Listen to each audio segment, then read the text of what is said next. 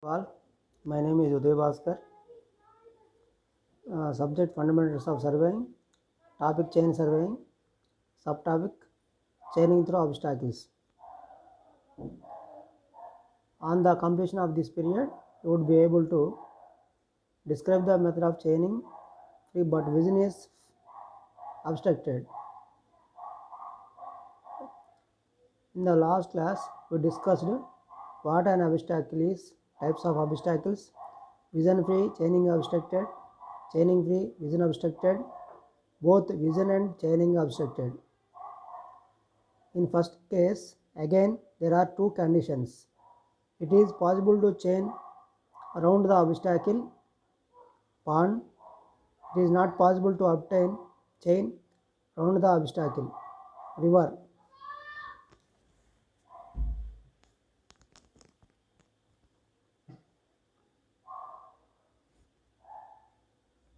We have to construct different geometrical figures in the field to overcome such obstacles.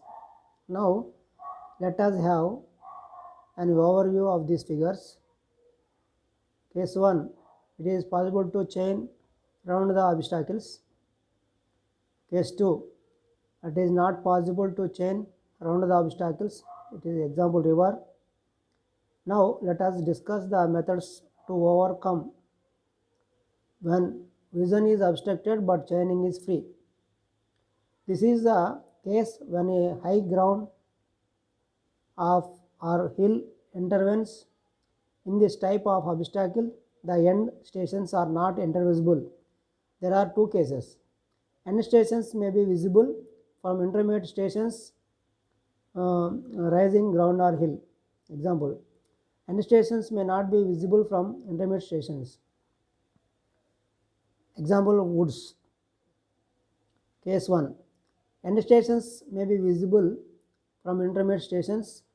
To overcome these obstacles, intermediate stations at convenient points on the hill may first be located by reciprocal ranging method. For doing this, reciprocal ranging method may be adopted. Let A and B the end stations of the chain line to be measured.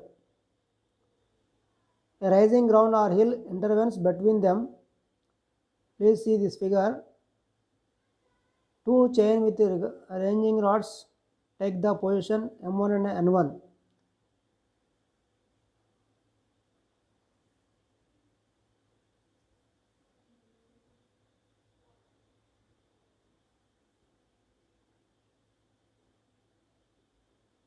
They are nearly in line with A and B.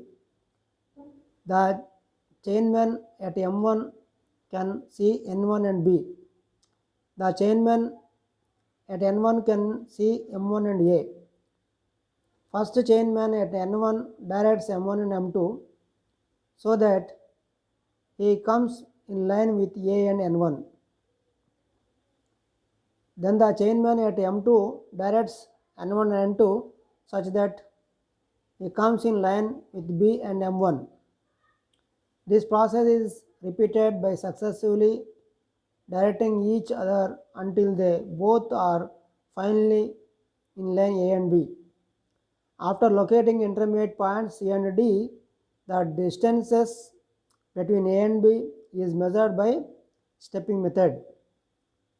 In this class, we discussed the method observing on obstacles in chaining when vision obstructed and chaining free. Next class, we discuss the one more method. Thank you.